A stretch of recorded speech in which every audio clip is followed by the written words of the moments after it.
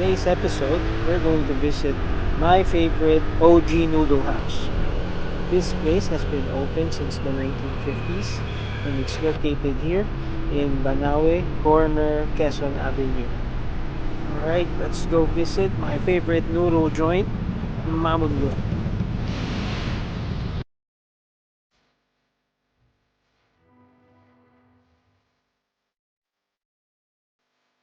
So today, I'll be ordering my usual combo, the special mami and special siopaw. Special yung siopaw kasi meron siyang salted egg sa loob. Hindi na pinapatagal 'to, tara chibog!